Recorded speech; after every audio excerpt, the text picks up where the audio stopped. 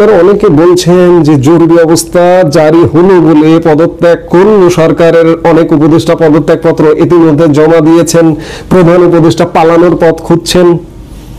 সরকারের ভেতরে টালমাটাল অবস্থা আছে। এই টালমাটাল অবস্থাটাকেই দেশি বিদেশি ব্যবস্থাপনায় সামলানোর একটা চেষ্টা হচ্ছে। কিন্তু যারা বলছেন হঠাৎ করে আজকে কালকে হয়ে যাবে, আজকে কালকে হবে না, এমন কোন পরিস্থিতি, যারা বলছেন আপনাদের উদ্দেশ্যেই বলি যে এমন কোন পরিস্থিতি আপনারা ক্রিয়েট করতে পারেননি যে আজকেই জরুরি অবস্থা জারি হতে হবে, আজকেই সরকারের 7 জন উপদেষ্টা পদত্যাগ করতে হবে, কিংবা আজকেই ডক্টর ইউনূস পালিয়ে যেতে হবে। না, দেশে অচল অবস্থা আছে, চারিদিকে ভঙ্গুর, চারিদিকে ভয়াবহ অবস্থা, বিশ্ববিদ্যালয় গুলোকে অগ্নিগিরি করে রাখা হয়েছে এবং সার্বিকভাবে আইন শৃঙ্খলা পরিস্থিতি ভয়ঙ্কর, ভয়ানক, দেশের টান টান উত্তেজনা। কিন্তু এটা এখনই হবার মতো, এখনই ঘটনা ঘটবার মতো ঘটনা এখনো পর্যন্ত হয়নি। তবে একথাও বলে রাখা ভালো, এই যে ছাত্র সংসদ নির্বাচন প্রথমে হাইকোর্ট স্থগিত করলো, তারপরে চেম্বার জজ আদালত এটিকে আবার নির্বাচন হতে বাধা নেই এমন পর্যায়ে এলো। আবার কি হবে এটি বলা কঠিন এই মুহূর্তে। শেষ পর্যন্ত যদি রাকসু নির্বাচন, ডাকসু নির্বাচন, জাকসু নির্বাচন, চাকসু নির্বাচন হয়, এই নির্বাচনগুলোকে কেন্দ্র করে সংবিধান বাদ, তার আগেই ডিসেম্বরে যাওয়া লাগবে না, এর মধ্যেই 111 সরকার আসবে। যদি এই পরিস্থিতি ক্রিয়েট হয়, আমি বলছি কিন্তু যদি প্রচন্ড সাংঘর্ষিক, মার কাট, লাশ পড়ছে, রক্ত পড়ছে, এরকম পরিস্থিতির উদ্ভব হয় যদি আগামী 7-10 দিন, 1 মাসের মধ্যে, তাহলে, আর যদি না হয় এইভাবেই যদি ঠান্ডা থাকে, তাহলে অক্টোবর পর্যন্ত, রায় পর্যন্ত অপেক্ষা করতে হবে। এবং অক্টোবর পর্যন্ত অপেক্ষা করেও সমাধান হবে কিনা সেটি এই মুহূর্তে বসে বলা কঠিন। ডিসেম্বর পর্যন্ত অপেক্ষা করতে হতে পারে। কাজেই আজকে বা কালকে কিছু ঘটছে অন্তরালে এমন কোনো আভাস নেই। পরিস্থিতি দারুণ ঘোলাটে, বারবার বলছি, আবারও এই কথায় ফিরে আসছি, পরিস্থিতির নিদারুণ ঘোলাটে। কিন্তু ওই যে যারা বলছেন আজকে জরুরি অবস্থা জারি হচ্ছে, কালকেই সবাই পদত্যাগ করছেন, না, আপনারা কিছু করতে পারেননি এখনো পর্যন্ত। একটা কথা এখানে এই প্রসঙ্গে বলি যে আওয়ামী লীগের ভালো মন্দ মানুষ সবকিছু মিলেই তো আছে, গুজববাজও কিছু আছে তো, তাই না? গুজববাজদের জন্য, সবার জন্যই বলি যে আওয়ামী লীগ ফিরবে, আওয়ামী লীগের রাজনীতিতেও ফিরতে হবে দুটো কারণে। আওয়ামী লীগের গত 1 বছরের কোনো কৃতকর্ম, কোনো কৃতিত্ব তা না, দুটোকেই কারণ। ইতিমধ্যে যে বন্দোবস্তের মধ্যে আমরা ঢুকে গেছি, নতুন বন্দোবস্ত পুরোপুরি ফেল মেরেছে।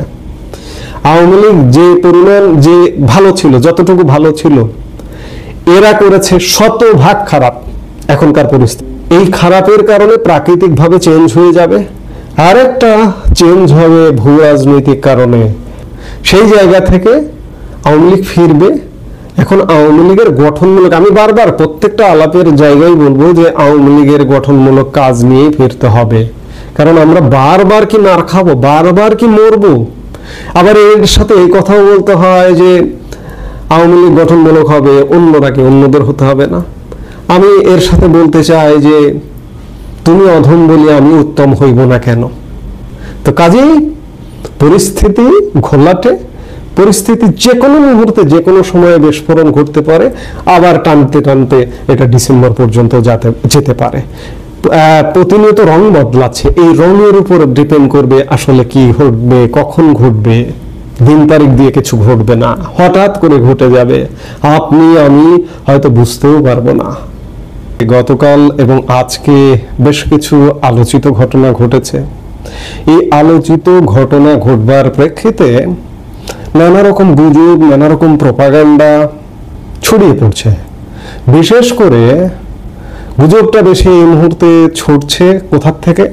যারা সরকারে আছে তারা নয়, গুজবটা আসলে সরকারের বাইরে যারা আছে, এই সরকারের আগে যারা ছিল তাদের পক্ষ থেকেই, তাদেরই কতিপয় মানুষ গুজব ছড়াচ্ছে। গুজব ছড়িয়ে আসলে কি লাভ এটি আমিও বুঝি না। এমনও গুজব ছড়াচ্ছে যে ইতিমধ্যে 6-7 জন উপদেষ্টা পদত্যাগ করেছেন। এমনও গুজব ছড়ানো হচ্ছে যে 1 সেপ্টেম্বর থেকে দেশে জরুরি অবস্থা জারি হবে। এমনও গুজব শোনা যাচ্ছে যে ইউনূস পালিয়ে যাচ্ছে। না ভাই, এগুলো কোনো কিছুই সঠিক নয়। তবে পর্দার অন্তরালে অনেক ঘটনা ঘটছে এবং ইউনূস চলে যাবে, এতে কোনো মিথ্যে নেই। সরকারের মধ্যে একদম ভাঙচুর অবস্থা, ভেঙে পড়বে, যে কোনো মুহূর্তে বিল্ডিংটা ভেঙে পড়ে এরকম অবস্থা আছে। কিন্তু তাই বলে কেউ কেউ যে অতিরিক্ত বলছেন যে আজকেই সরকার বিদায় নেবে, ইউনূস চলে যাচ্ছে, কিংবা এগুলো কিচ্ছু না, এখনো পর্যন্ত নয়। তবে আয়োজন চলছে। আয়োজনটা কেমন আপনি দেখুন যে আজকে হাইকোর্ট প্রথমে ডাকসু নির্বাচন স্থগিত করলো, এরপরে চেম্বার আদালত এটিকে আবার বলে দিল যে নির্বাচন হতে কোনো বাধা নেই। এই ডাকসু নির্বাচন, রাকসু নির্বাচন, চাকসু নির্বাচন, জাকসু নির্বাচন, এগুলো আসলে জামাতের প্রেসক্রিপশনে। এগুলো করে একটা ব্যাপক গন্ডগোল লাগিয়ে দেওয়া, এবং গন্ডগোল লাগিয়ে দিয়ে প্রধান লক্ষ্য আছে যে একটা বিপ্লবী সরকার করা। আসলে জামাত এবং জামাতের সাথে যারা আছে তারা বিপ্লবী সরকার, দেশে একটা চূড়ান্ত আবার একটি গন্ডগোল বাঁধিয়ে দিয়ে একটা বিপ্লবী সরকার করা, সবকিছু বন্ধ করে দেবে, সবকিছু বাদ দিয়ে দেবে, সেনাবাহিনী, রাষ্ট্রপতি, সরকার সব বাদ দিয়ে কোন এক ময়দানে গিয়ে একটা সরকার গঠন হবে। আসলে চূড়ান্ত লক্ষ্য এটাই। সেই চূড়ান্ত লক্ষ্যটি যারা দেশের নীতি নির্ধারক তারা জানেন ইতিমধ্যে, এবং আন্তর্জাতিক বিশ্বের চাপ আছে, আন্তর্জাতিক সিগন্যাল ইতিমধ্যে চলে এসছে, যার দরুন আপনারা দুদিন ধরে খেয়াল করছেন, গতকালকে আজকে সেনাপ্রধানের তৎপরতা বেড়ে গেছে। সেনাপ্রধান বিভিন্ন জায়গায় কথা বলছেন, আলাপ করছেন, এবং ডাকসু নির্বাচনটা স্থগিত করাটা পেছনে যেটি কারণ সেটি হচ্ছে যে এই যে গন্ডগোল, যারা গন্ডগোল করতে চায়, যারা বিপ্লবী সরকারের জন্য দেশটাকে তৈরি করতে চায়, আবার একটা রক্তক্ষয়ী সংঘর্ষ করে এটি বন্ধ করা, এটি বন্ধ করাটাই মূলত ডাকসু নির্বাচন বন্ধ করা। ডাকসু নির্বাচন বন্ধ মানে সব ছাত্র সংসদ নির্বাচনই বন্ধ হয়ে যাবে। কিন্তু চেম্বার জজ আদালত আবার আর একটা রায় দিয়ে দিল। এখন দেখার বিষয়, এগুলো হতে গেলে, এগুলো হতে ধরলে খুব শীঘ্রই একটা 111 আসবে, মাস্ট। কিন্তু নীতি নির্ধারক যারা, মূলত যারা নীতি নির্ধারক, তাদের মধ্যে আলাপটা এমনটা যে আপনারা জানেন যে আগামী 21শে অক্টোবর আপিল বিভাগে তত্ত্বাবধায়ক সংক্রান্ত আপিলের শুনানির দিন ধার্য করা আছে। খেয়াল করুন, ডাকসু নির্বাচনটি 30 অক্টোবর পর্যন্ত স্থগিত করা হয়েছিল। 21শে অক্টোবর এবং 30শে অক্টোবর।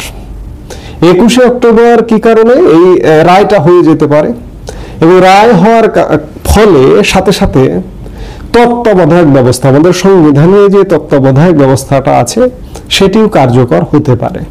সূত্রের খবর বলছে যে গতকাল সেনাপ্রধান জেনারেল ওয়াকারুজ্জামান প্রধান বিচারপতি সৈয়দ রেফাত আহমেদের সাথে দেখা করবার কারণটা হচ্ছে যে রায় হবার সাথে সাথে তত্ত্বাবধায়ক সরকার ব্যবস্থা বাস্তবায়ন করা। এটা এখনো পর্যন্ত আলোচনাধীন আছে আসলে কি হবে। আপনারা খেয়াল করেছেন যে গত শুনানির দিন, রিভিউ শুনানি লাস্ট যেদিন হলো, সেদিন প্রধান বিচারপতি একটি কথা কিন্তু জিজ্ঞেস করেছিলেন যে যদি রায় হয় তত্ত্বাবধায়ক সরকারের পক্ষে, তাহলে তত্ত্বাবধায়ক সরকার কবে থেকে কার্যকর হবে।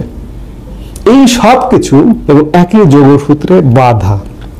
এখন জটিলতা আছে হচ্ছে যে অক্টোবরে যদি তত্ত্বাবধায়ক সরকারের রায় হয় কিংবা সংবিধানের তত্ত্বাবধায়ক সরকার আসে, তাহলে যারা, আমি বারবার বলি, আজকে আর একটা ভিডিওতেও বলেছি, এর আগেও বলেছি যে এখনই যে যদি হয় অক্টোবরের মধ্যে, যদি হয় তত্ত্বাবধায়ক সরকার ব্যবস্থা যদি 21 তারিখে রায় হয়ে গেল, তার সপ্তাহখানেকের মধ্যে হয় তত্ত্বাবধায়ক সরকারটা গঠন করতে হয়, তাহলে কি হবে?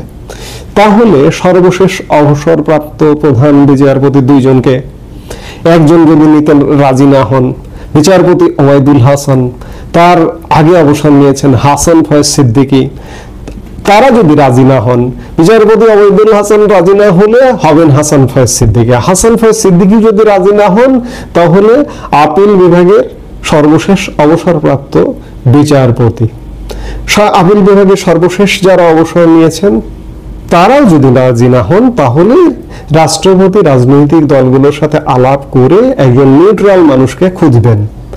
সেক্ষেত্রেও যদি না পাওয়া যায়, তাহলে চূড়ান্ত বিচারে রাষ্ট্রপতি দায়িত্ব নেন। এটি যদি অক্টোবরে করতে হয়, আরেকটি অক্টোবরের পরে নভেম্বর, ডিসেম্বর, আর 2 মাস পরে যদি করেন, তাহলে প্রধান উপদেষ্টা হবেন 27শে ডিসেম্বরের পরে যদি করেন বর্তমান প্রধান বিচারপতি সৈয়দ রিফাত আহমেদ।